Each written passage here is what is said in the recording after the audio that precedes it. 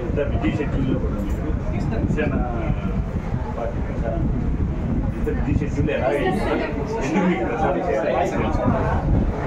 ముఖ్యంగా busy schedule అని కాదు, దీనికోసం మేము టైం కేటాయించుకోవచ్చు.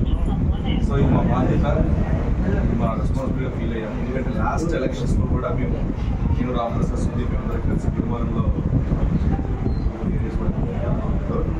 ఈసారి పవన్ కళ్యాణ్ గారు బలపరిచిన కొరతాల రామకృష్ణ గారికి ఎంత మంచి పేరుందో వ్యక్తిగతంగా చుట్టుపక్కల ఏరియాలో అప్పటి అడిగినా కూడా, లేకపోతే నేను హైదరాబాద్ ఎవరితో డిస్కస్ చేసినా కూడా, నేను ఊరికి ఫోన్ చేసిన సంబంధం లేని నియోజకవర్గాలు ప్రజలు కూడా ఈయన చాలా బాగా రెస్పాండ్ అవుతున్నారు. ఈ గురించి గత చరిత్ర చూసుకుంటే పర్యాలు చూస్తున్నారు రాష్ట్ర ప్రజలు.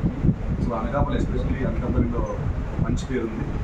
సో ఈయన మంచితనం చూసి, అలాగే మా పవన్ కళ్యాణ్ గారి సేవాగుణం చూసి మేము రావడం జరిగింది.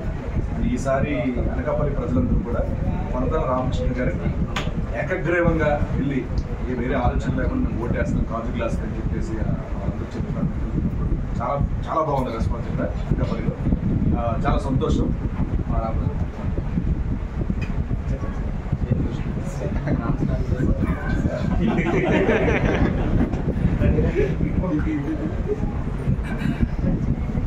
సీనియర్ చెప్పినట్లే మేము బిజీ ఉన్నాం, కానీ మా టైం కేటాయించుకొని మా పిచ్చిలకి ఇష్టం రైట్ గారు ఫాలో చేశారు. సో అనకాపల్లి అంటే నాకు బాగా ఇష్టం, ఎందుకంటే మాది వైజాగ్.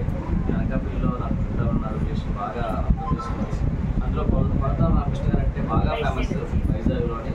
అతను చాలాసార్లు గెలిచారు, చాలా మంచిగా గెలిచారు, సపోర్ట్ చేద్దాం. లాస్ట్ టైం అలాగే మనం అందరం జనసేన గెలిపిద్దాం అనుకున్నాం, బట్ ఏదో కొన్ని తేడాల వల్ల అవ్వలేదు. బట్ ఈసారి జరగదు. ఈసారి మొక్కలు గెలుస్తున్నారు, సో మనం పవన్ కళ్యాణ్ గారిని అసెంబ్లీ పంపిస్తున్నాం, కొనతాల గారిని భారీ మెజార్టీలో గెలిపిస్తున్నాం. సో అది ఆ పని చేద్దానే మేము తెలుసుకోవచ్చు.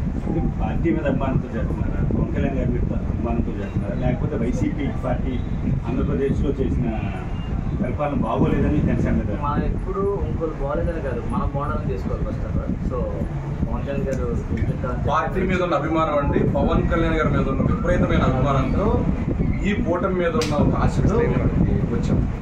ఎలా అనిపిస్తుంది? అనకాపల్లి వచ్చారు కదా, ప్రచారం చేస్తున్నారు, ఉదయం నుంచి కూడా చాలా బిజీగా తిరుగుతున్నారు.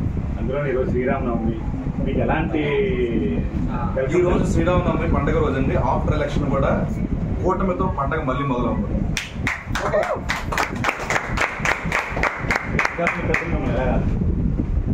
నిజంగా అంటే కొనతాల రామకృష్ణ గారిని ఎలా అయితే చూసుకుంటున్నారో, ఆయన తరపు నుంచి వచ్చామంటే అంతే రెస్పాన్స్. అంటే సేమ్ ఆయన కోసం వచ్చారంటే మంచి కోసం వచ్చారనే దాంతో ఇక్కడ ఉన్న అనకాపల్లి ప్రజలందరూ కూడా చాలా బాగా ఇంట్లో వ్యక్తులు అందరూ ఇంటికి పిలిచి వాళ్ళ ప్రసాదాలు పెట్టడం కానీ, తినిపించడం కానీ, ఆర్తలు ఇవ్వడం కానీ, చాలా చాలా ఇంటి మనిషి వచ్చినట్టు, ఏదో మేము వేరే దేశాలు వెళ్ళిపోయిన చాలా రోజులు వచ్చిన తర్వాత ఇంట్లో పర్సనల్ అలా చూసుకుంటున్నారు.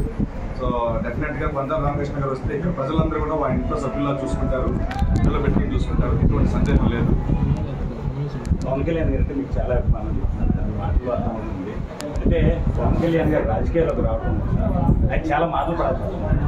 అంటే 3 పెళ్లి చేస్తున్నారని, తర్వాత ఈయనకి రాజకీయాలు సూట్ కాదని, ఆయనతో పాటు నటించిన నటీమణులే చాలా మంది కూడా ఆయన్ని చెప్పడం జరుగుతుంది. దీన్ని మీరు ఏ విధంగా? మూడు పెళ్లి చేసుకోవడం వల్ల రాష్ట్ర అభివృద్ధికి ఆయన పెళ్లి చేసుకోవడం వల్ల ఎవరికైనా నష్టం జరిగిందా? ఆయన పెళ్లి చేసుకోవడం వల్ల ఏమైనా ఆగిపోయింది?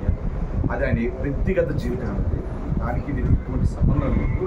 సో అది చూసుకుంటే కనుక అది వేరే మ్యాటర్ అయిపోతే ప్రస్తుతానికి ఇక్కడ ప్రచారం కోసం వచ్చాం. కేవలం పవన్ కళ్యాణ్ గారి హామీలు, జనసేన తాలూకా ఏవైతే హామీలు ఉన్నాయో, అలాగే టీడీపీ తాలూకు ఏవైతే ఉన్నాయో, బీజేపీ తరఫున ఏవైతే హామీలు ఉన్నాయో, ఇవన్నీ ప్రజల్లోకి డీప్గా తీసుకెళ్లాలని మేము ప్రచార భాగంలో తిరుగుతాం. అది మాట్లాడడానికి చాలా మంది ఉన్నారు మా దాంట్లో, వాళ్ళు మాట్లాడతారు. సార్, ఈ ఎన్నికల్లో, ఈ లాస్ట్ టైం ఎన్నికల్లో జనసేన చాలా ఘోరంగా చేయలేదు.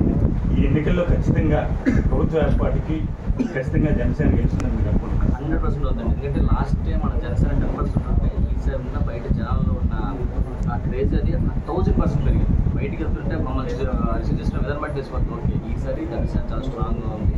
ఖచ్చితంగా పవన్ కళ్యాణ్ 21 సీట్స్ ఖచ్చితంగా అన్నీ వస్తాయి.